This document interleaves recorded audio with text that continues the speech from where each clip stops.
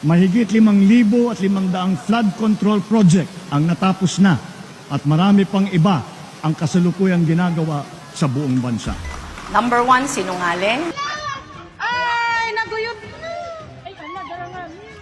Sa Albay, inanod ng baha ang mga bahay na ito sa barangay Bonbon sa Libon. Ang pinakamahalaga ay ang buong bansa ay matibay at laging handa sa nakakapinsalang mga sakuna. Pangalawa, in the difficult moments, hindi siya nagpapakita.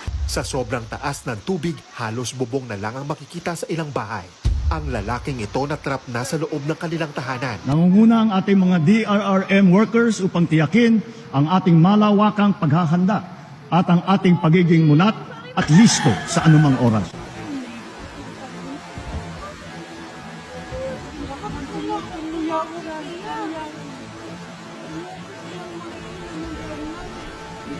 Bilang pangunahing paghahanda, nagtatayo tayo ng mga mahalagang infrastruktura na magsisilbing proteksyon at sentro ng koordinasyon, lalo na sa aspeto ng paghahatid tulong.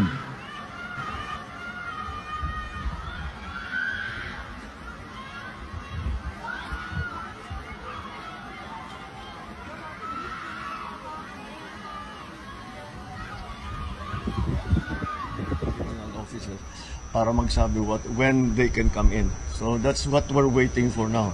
So wala na. We are at the mercy of the weather as we always are. So we will just have to wait for the true effects of anong gagawin natin? Anong gagawin natin? Anong gagawin natin?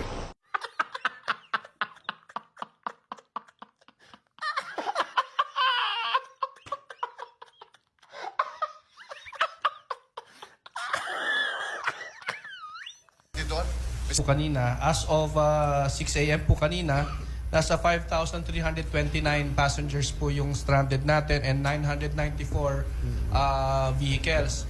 So what we have been doing po, every time naman po na meron po tayong ganitong situation, lahat po ng terminals natin sa stranded, we provide them hot meals po. No? Pero ano lang po, Mr. President, normally lugaw po na mainit kasi wala naman po sa budget po natin yan. That's exactly what I was saying. Opo.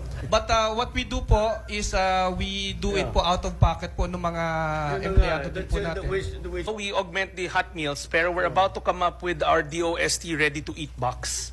It's a day box na lahat na siya kakainin mo na lang. There are protein bars and all those stuff. Galing sa DOST. So we're about to launch it next month.